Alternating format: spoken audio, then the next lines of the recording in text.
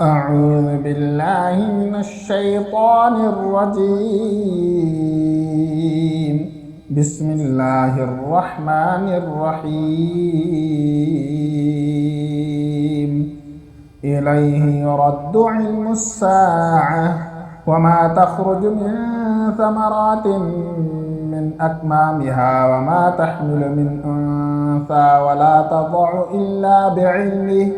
ويوم يناديهم أين شركائي قالوا آذناك ما منا من شهيد وضل عنهم ما كانوا يدعون من قبل وظنوا ما لهم من محيص. لا يسأم الإنسان من دعاء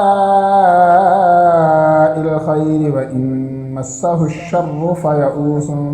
قنوط. ولئن أذقناه رحمة منا من بعد ضراء مسته ليقولن هذا لي وما أظن الساعة قائمة ولئن رجعت إلى ربي إن لي عنده للحسنى فلننبئن الذين كفروا بما عملوا ولنذيقنهم من عذاب غليظ. وإذا أنعمنا على الإنسان أعرض ونأى بجانبه وإذا مسه الشر فذو دعاء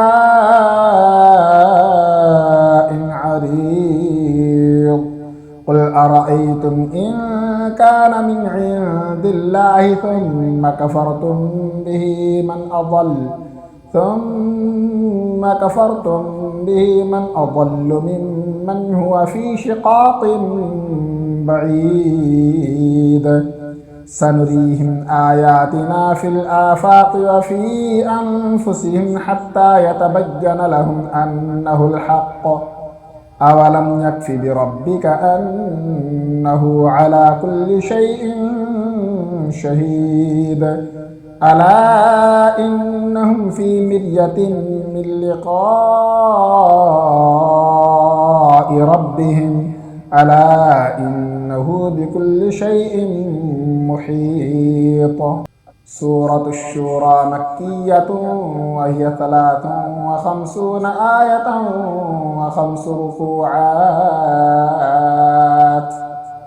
بسم الله الرحمن الرحيم. حميم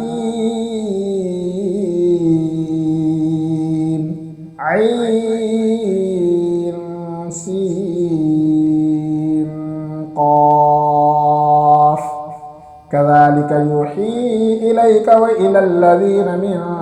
قبلك الله العزيز الحكيم. له ما في السماوات وما في الأرض وهو العلي العظيم. تكاد السماوات يتفطرن من فوقهن والملائكة يسبحون بحمد ربهم ويستغفرون لمن في الأرض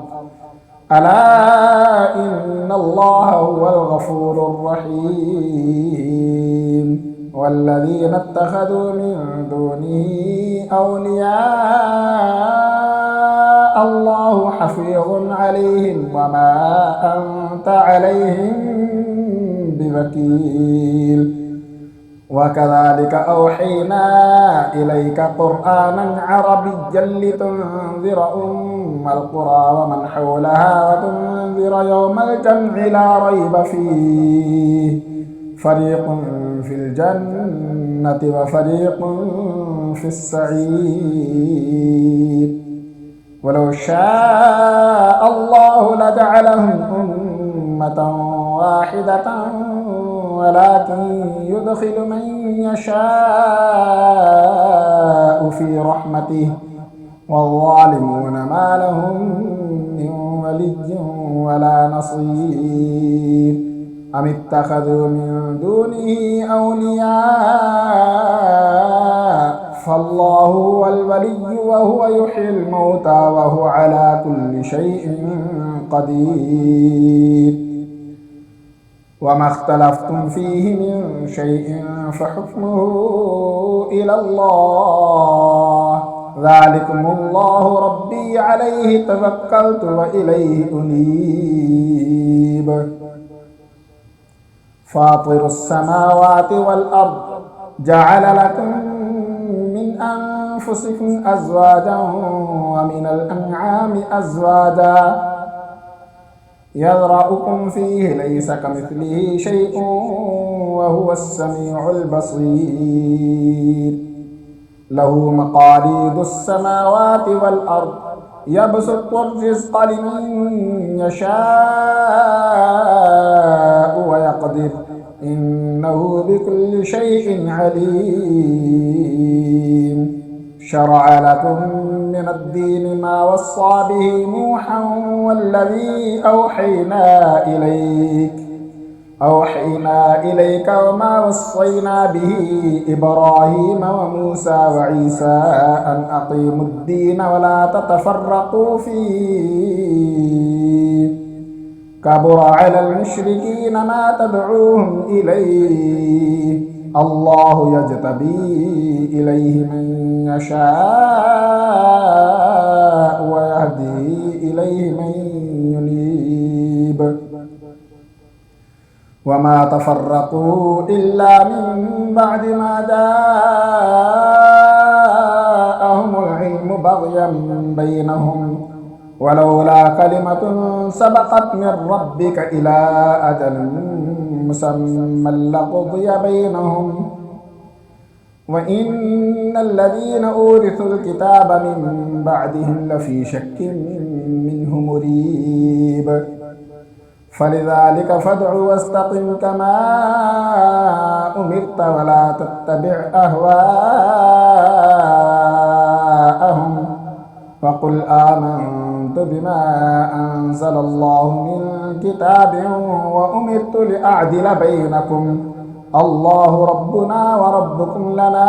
أعمالنا ولكم أعمالكم لا حجة بيننا وبينكم الله يجمع بيننا وإليه المصير والذين يحاجون في الله من بعد ما استجيب له حجتهم داحضة عند ربهم وعليهم غضب ولهم عذاب شديد الله الذي أنزل الكتاب بالحق والميزان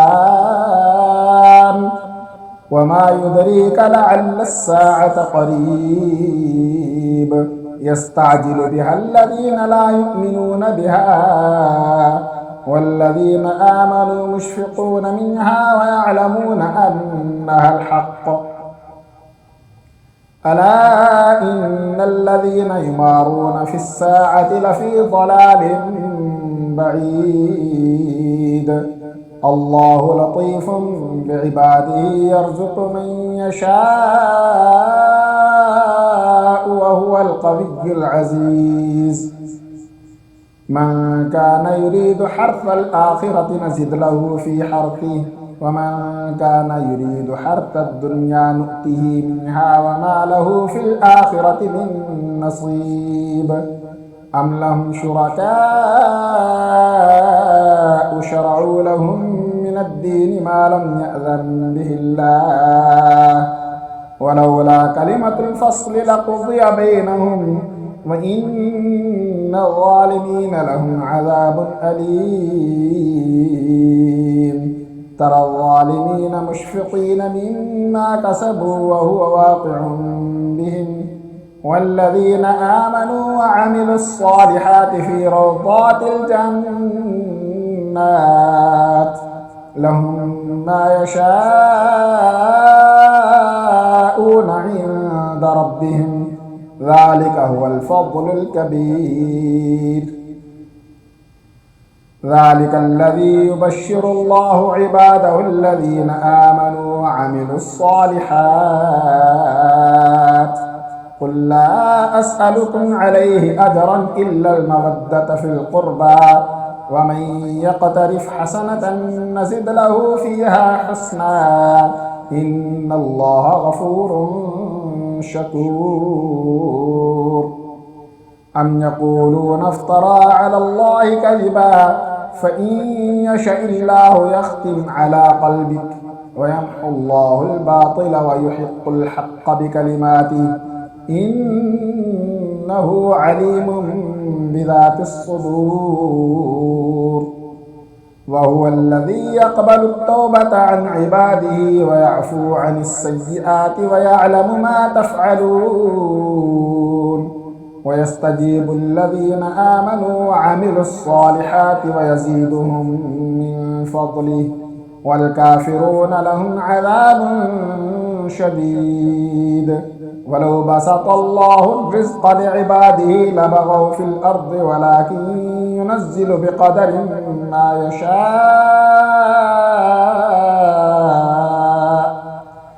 إنه بعباده خبير بصير. وهو الذي ينزل الغيث من بعد ما قنطوا وينشر رحمته، وهو الولي الحميد. ومن آياته خلق السماوات والأرض وما بث فيهما من دابة، وهو على جمعهم إذا يشاء قدير. وما أصابكم من مصيبة فبما كسبت أيديكم ويعفو عن كثير. وما أنتم بمعجزين في الأرض وما لكم من دون الله من ولي ولا نصير. ومن آياته الجوار في البحر كالأعلام، إن يشأ يسكن الريح فيظللن رواكد على ظهره، إن في ذلك لآيات لكل صبار شكور. أو يوبقهن بما كسبوا ويعفو عن كثير، ويعلم الذين يجادلون في آياتنا ما لهم من محيص. فما أوتيتم من شيء فمتاع الحياة الدنيا، وما عند الله خير وأبقى للذين آمنوا وعلى ربهم يتوكلون. والذين يجتنبون كبائر الإثم والفواحش وإذا ما غضبوا هم يغفرون. والذين استجابوا لربهم وأقاموا الصلاة وأمرهم شورى بينهم ومما رزقناهم ينفقون. والذين إذا أصابهم البغي هم ينتصرون. وجزاء سيئة مثلها، فمن عفا وأصلح فأجره على الله، إنه لا يحب الظالمين. ولمن انتصر بعد ظلمه فأولئك ما عليهم من سبيل. إنما السبيل على الذين يظلمون الناس ويبغون في الأرض بغير الحق، أولئك لهم عذاب أليم. ولمن صبر وغفر إن ذلك لمن عزم الأمور. ومن يضلل الله فما له من ولي من بعده. وترى الظالمين لما رأوا العذاب ويقولون هل إلى مرد من سبيل. وتراهم يعرضون عليها خاشعين من الذل ينظرون من طرف خفي. وقال الذين آمنوا إن الخاسرين الذين خسروا أنفسهم وأهليهم يوم القيامة ألا إن الظالمين في عذاب مقيم وما كان لهم من أولياء ينصرونهم من دون الله ومن يضلل الله فما له من سبيل استجيبوا لربكم من قبل أن يأتي يوم لا مرد له من الله ما لكم من ملجأ يومئذ وما لكم من نكير فإن أعرضوا فما أرسلناك عليهم حفيظا إن عليك إلا البلاغ وإنا إذا أذقنا الإنسان منا رحمة فرح بها وإن تصبهم سيئة بما قدمت أيديهم فإن الإنسان كفور لله ملك السماوات والأرض يخلق ما يشاء يهب لمن يشاء إناثا ويهب لمن يشاء الذكور أو يزوجهم ذكرانا وإناثا ويجعل من يشاء عقيما إنه عليم قدير وما كان لبشر أن يكلمه الله إلا وحيا أو من وراء حجاب أو يرسل رسولا فيوحي بإذنه ما يشاء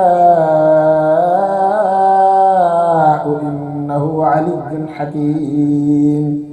وكذلك أوحينا إليك روحا من أمرنا ما كنت تدري ما الكتاب ولا الإيمان ولكن جعلناه نورا نهدي به من نشاء من عبادنا وإنك لتهدي إلى صراط مستقيم صراط الله الذي له ما في السماوات وما في الأرض ألا إلى الله تصير الأمور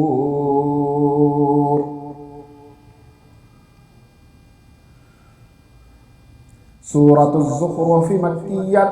وهي 89 آية و7 ركوعات بسم الله الرحمن الرحيم حميم والكتاب المبين إنا جعلناه قرآنا عربيا لعلكم تعقلون وإنه في أم الكتاب لدينا لعلي حكيم أفنضرب عنكم الذكر صفحا أن كنتم قوما مسرفين وكم أرسلنا من نبي في الأولين وما يأتيهم من نبي إلا كانوا به يستهزئون فأهلكنا أشد منهم بطشا ومضى مثل الأولين ولئن سألتهم من خلق السماوات والأرض ليقولن خلقهن العزيز العليم الذي جعل لكم الأرض مهدا وجعل لكم فيها سبلا لعلكم تهتدون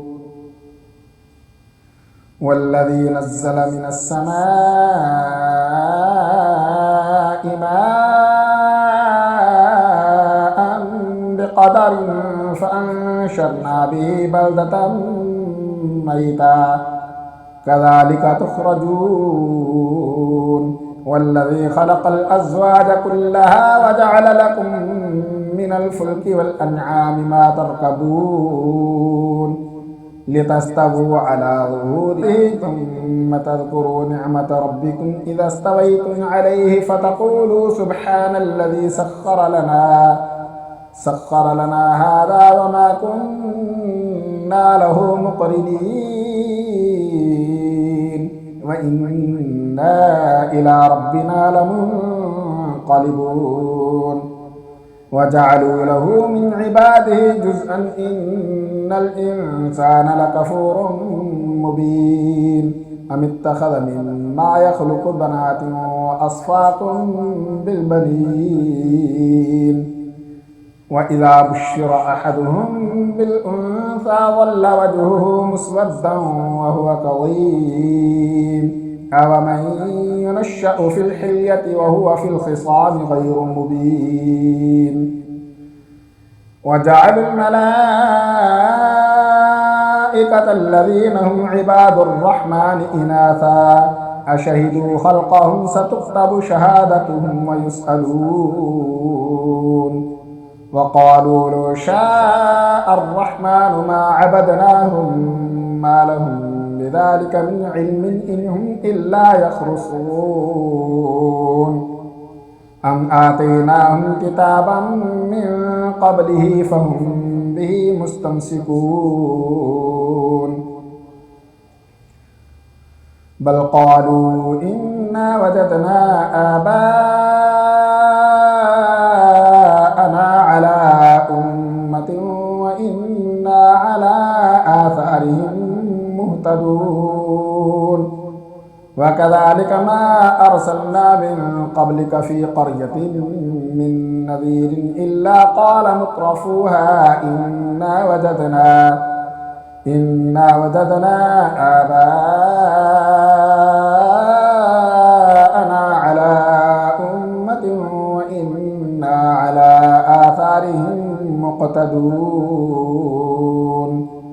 قال أولو جئتكم بأهدى مما وجدتم عليه آباءكم قالوا إنا بما أرسلتم به كافرون فانتقمنا منهم فانظر كيف كان عاقبة المكذبين وإذ قال إبراهيم لأبيه وقومه إنني براء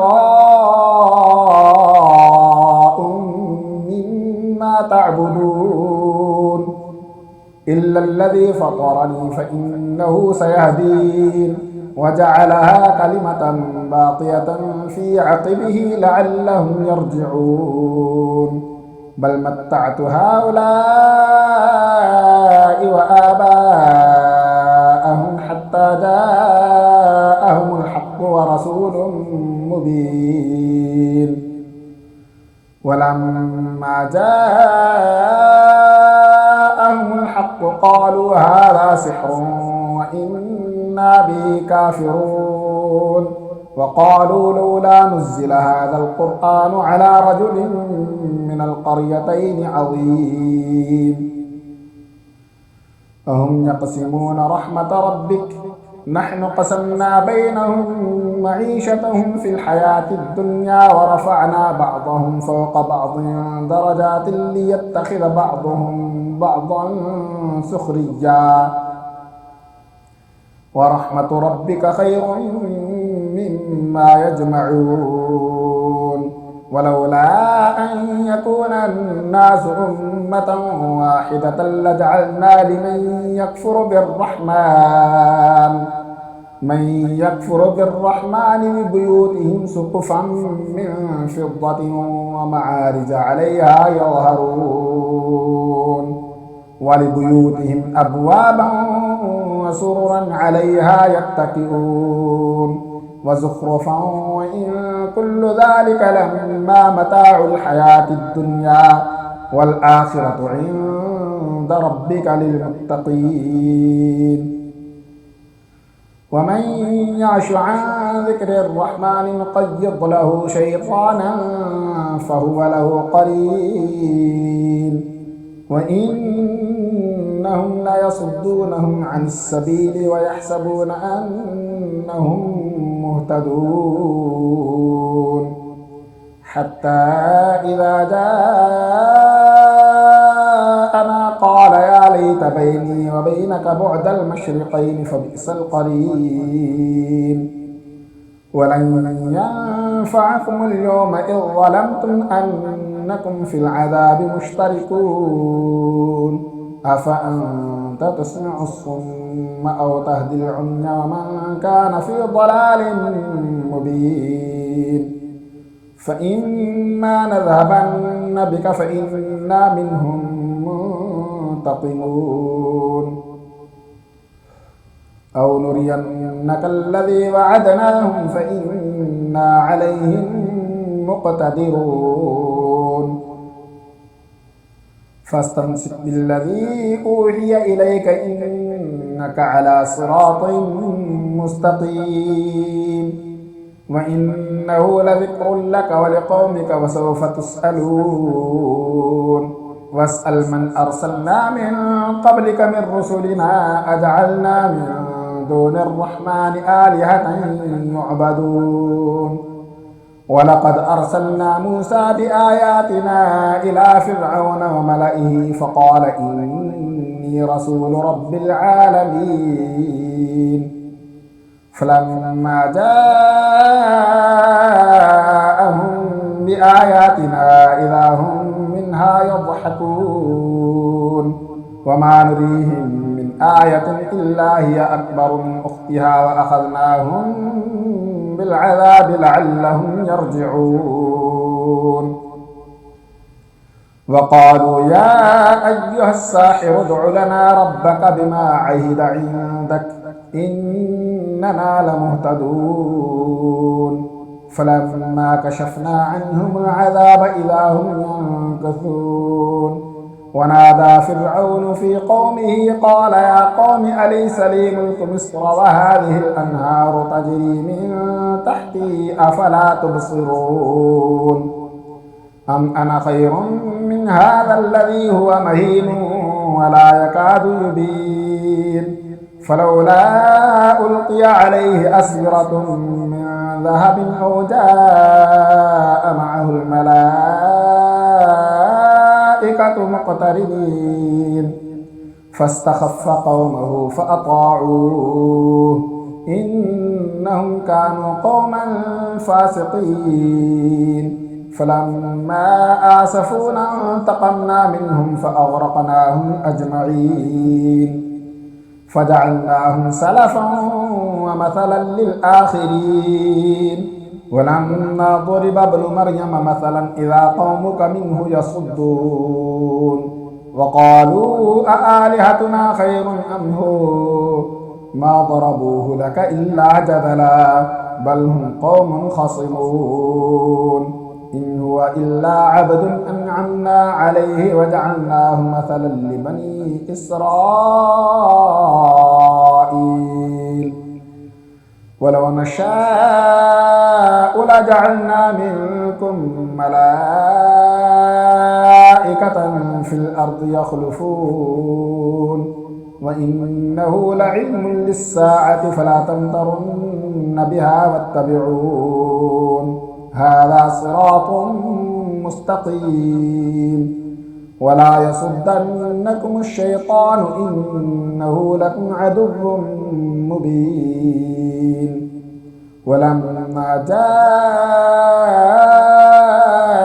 عيسى بالبينات قال قد جئتكم بالحكمة ولأبين لكم بعض الذي تختلفون فيه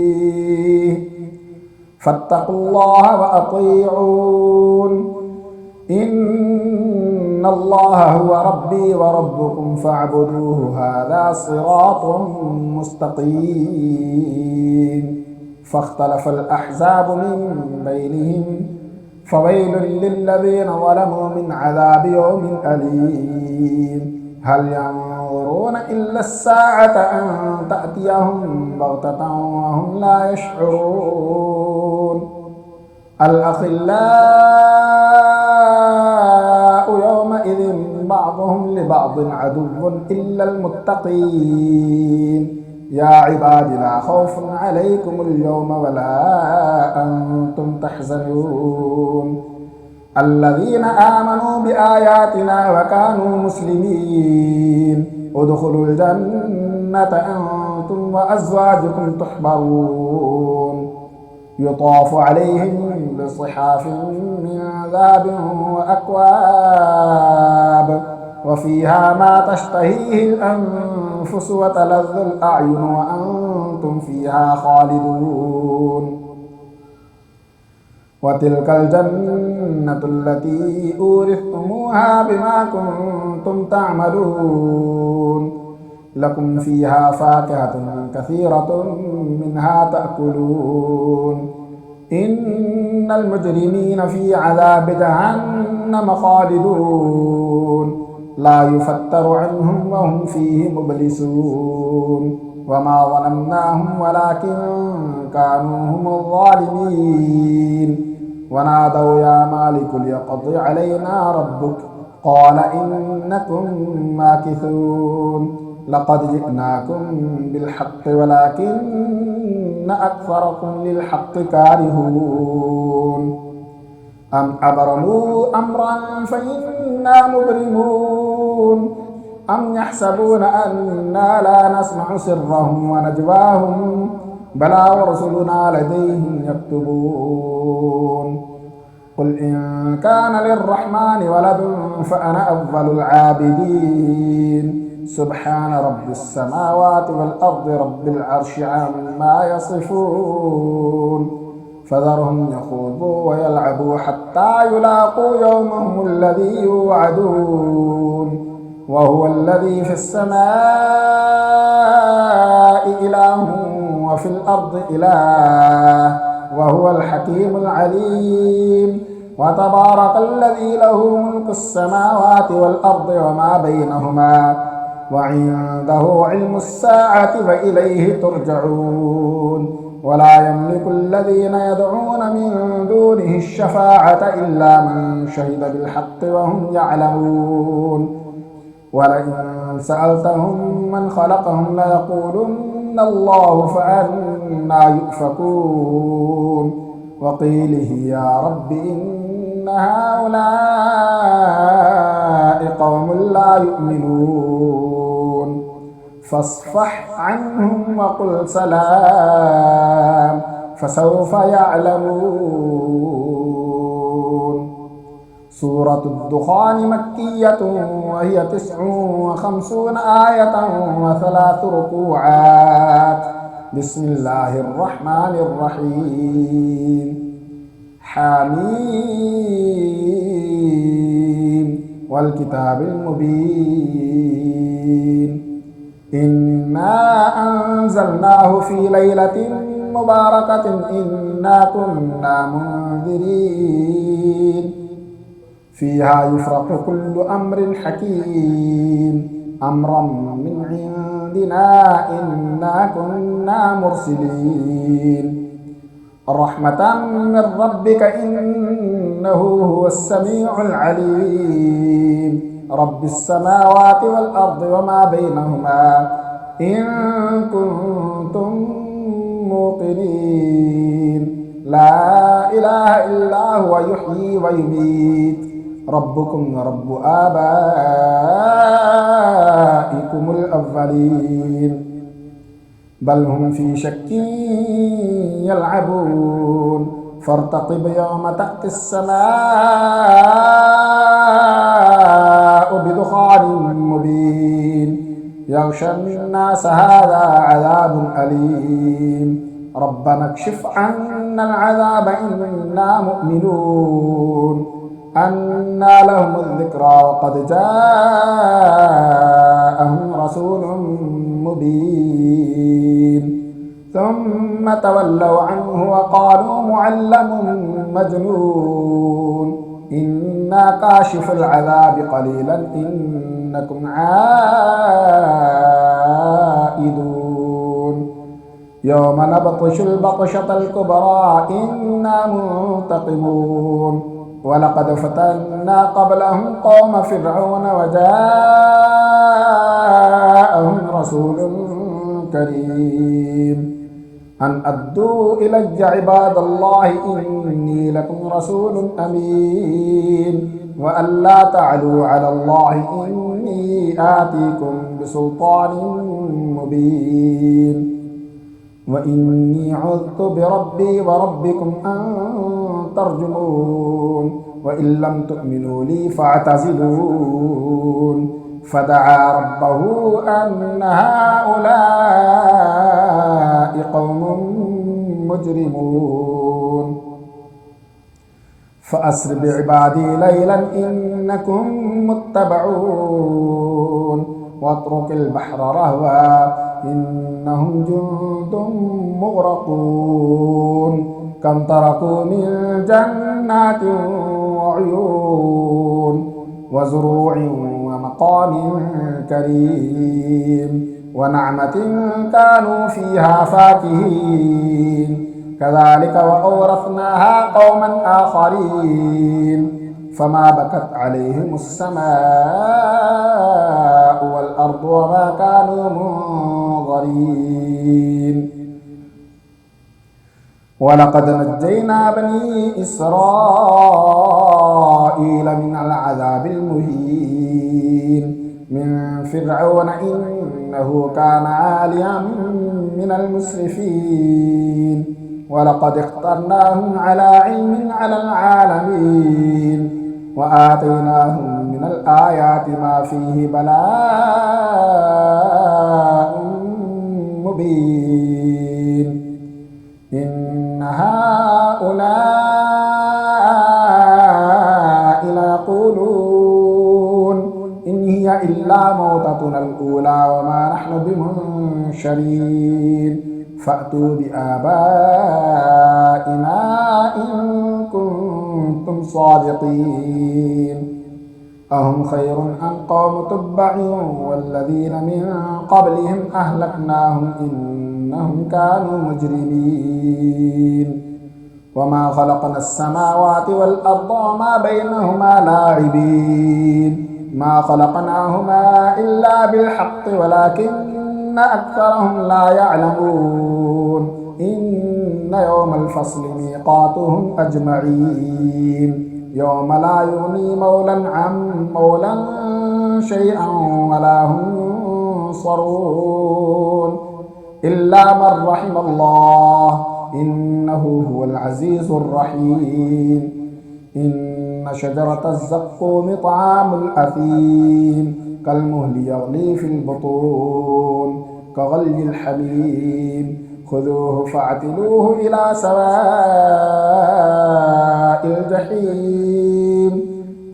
ثم صبوا فوق رأسه من عذاب الحميم ذق إنك أنت العزيز الكريم إن هذا ما كنتم به تمترون إن المتقين في مقام أمين في جنات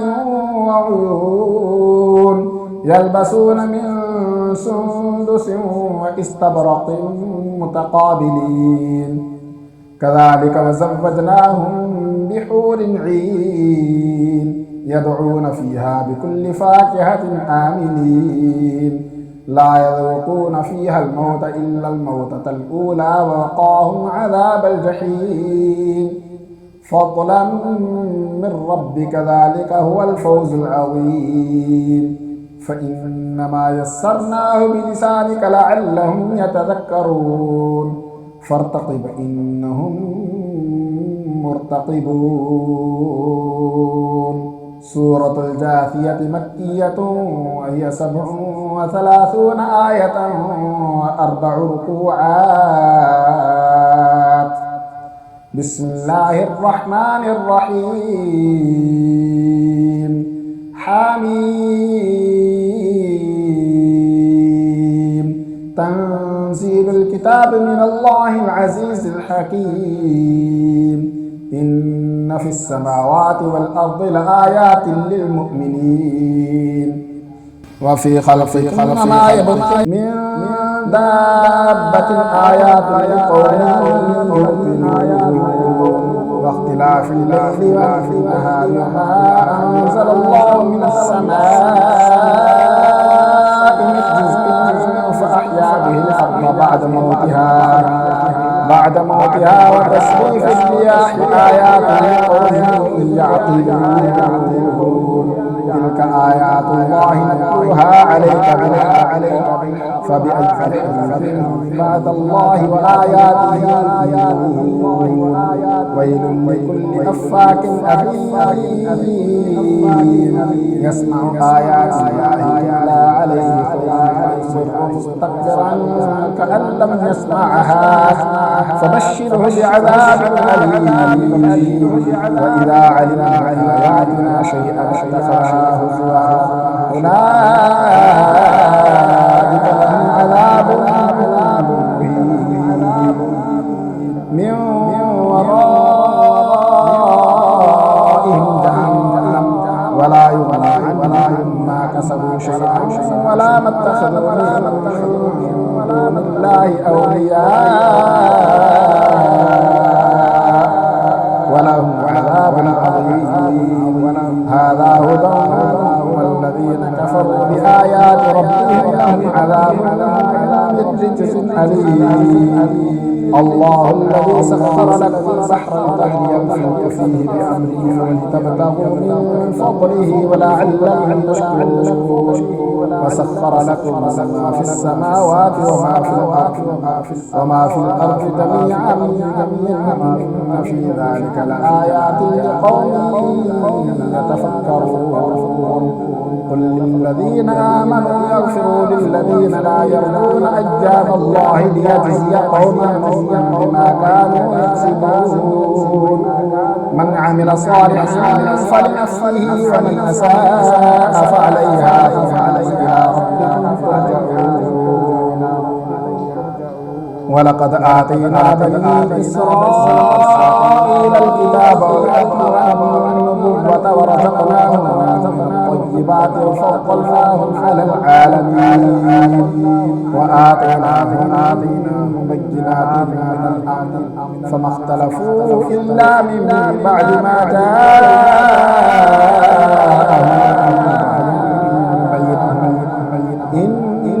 إن ربك يقضي بينهم يوم القيامة فيما كانوا فيه يختلفون ثم جعلناك على شريعة من الأمر فاتبعها ولا تتبع أهواء الذين لا يعلمون إنهم من يغنوا عنك من الله شيئا من الظالمين بعضهم أولياء بعض والله ولي المتقين هذا بصائر للناس وهدى ورحمة لقوم يوقنون أم حسب الذين اجترحوا السيئات أن نجعلهم كالذين آمنوا وعملوا الصالحات